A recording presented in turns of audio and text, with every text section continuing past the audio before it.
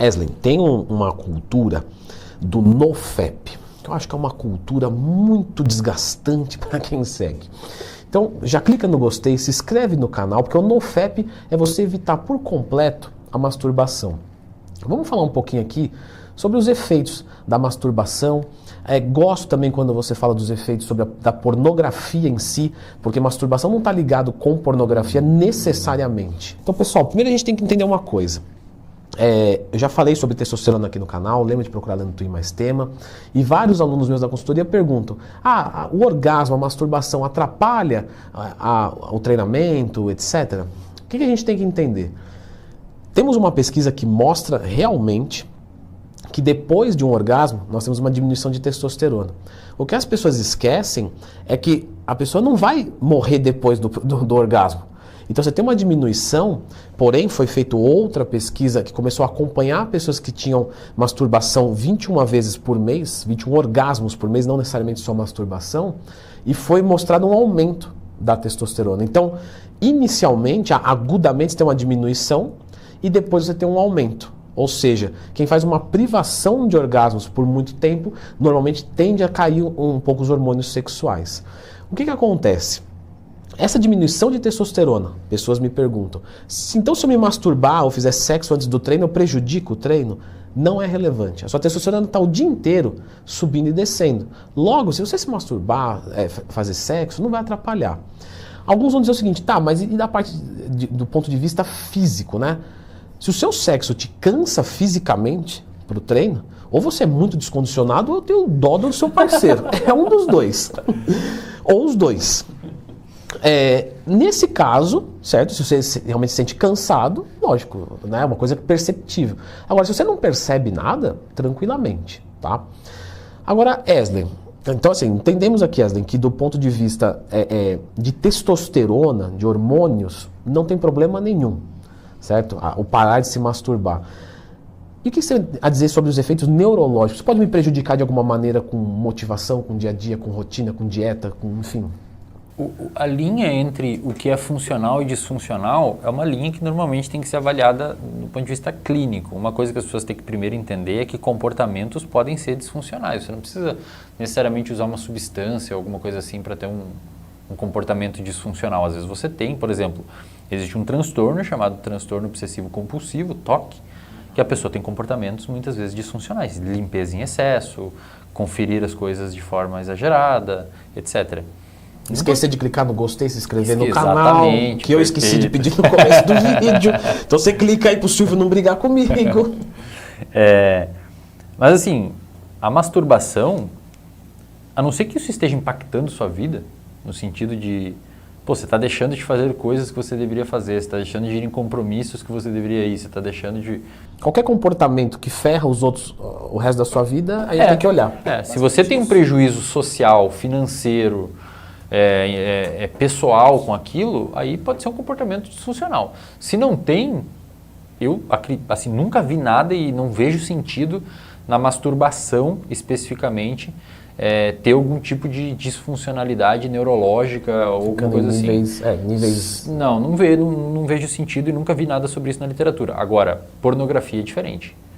Pornografia, aí sim existem alguns estudos publicados em revistas muito boas, como revistas do grupo Nature, revistas da PNAS, Science, são boas revistas assim, que publicam tanto conteúdos gerais como especificamente neurociência, mostrando que a pornografia pode sim ser pode ter um comportamento de adição, pode ser viciante. E a indústria pornográfica sabe disso, inclusive, tanto é que no início a pessoa normalmente assiste um vídeo amador, um pornô mais amador, e com o tempo ela se dessensibiliza e precisa ir aumentando o grau de exposição, de agressividade do pornô, digamos assim. É a mesma coisa da pessoa começar ali tendo prazer comendo uma fruta e daqui a pouco tá comendo 1 quilo de açúcar. E tem que ir escalando. Vai escalando. E chega um momento que não tem mais o que escalar e perdeu a graça lá em cima. Exato, ou cigarro, né? A pessoa fuma inicialmente 3 cigarros de filtro branco, mais fraco, e quando vê tá fumando uma carteira de Marlboro vermelho, que precisa daquilo. Aí já nem sente tanto mais prazer. Exato. Teve um grupo que fez uma pesquisa muito bacana, publicada na Neuropsychopharmacology, uma revista do grupo Nature. O título do artigo é: Pornô pode ser viciante? Era o título, um estudo de ressonância magnética funcional em pessoas com problema com pornô. Esse é o título do artigo em inglês. O que eles fizeram? Eles mapearam o sistema de recompensa da pessoa, o sistema dopaminérgico envolvido com motivação, que a pessoa tem para buscar recompensa. Quando você pega uma pessoa, por exemplo, um alcoolista, uma pessoa dependente de álcool, você bota numa máquina de ressonância magnética funcional e você mostra uma imagem de um bar, o sistema de recompensa da pessoa explode. A atividade vai lá em cima, porque ela quer aquilo, gera um craving, gera um desejo. Eles fizeram a mesma coisa, só com pornografia. Eles pegaram pessoas sem problemas com pornografia e pessoas com problema com pornografia.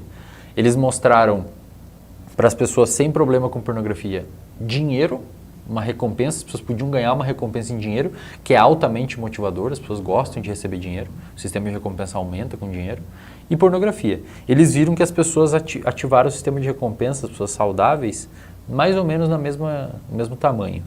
Então a pessoa é tão motivada com dinheiro quanto com sexo, por exemplo. Nas pessoas com problema com pornografia, o estudo mostrou que quando a pessoa via alguma coisa que remetia à pornografia, uma silhueta, alguma coisa assim, um logo de um site famoso de pornografia, o sistema de recompensa da pessoa aumentava mais do que com dinheiro.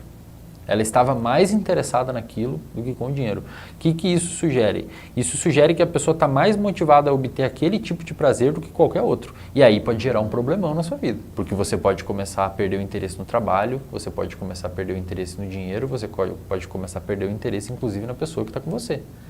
Afinal de contas, se você sente para alcançar determinado nível de prazer, você precisa ver um filme com tantas mulheres, tantas pessoas fazendo não sei o quê, às vezes a sua esposa, a sua namorada, seu namorado já não é mais suficiente para alcançar. O que é uma maçã para um chocolate? Exatamente. É tipo isso. Então, masturbação não vejo relação.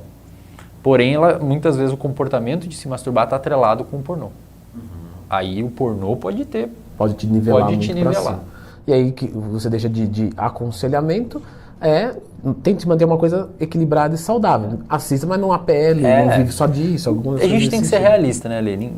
99, até tem pesquisa, 98, 97% dos homens assistem. Eu estou nos 3%.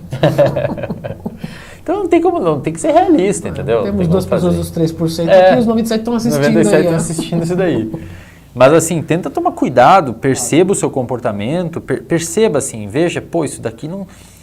Perceba quando você vê ali o vídeo, pensa assim, será que isso daqui é suficiente? Você vai ver que provavelmente não, e que você está escalando o processo, e a indústria pornô sabe disso, tanto é que ela apela cada vez mais.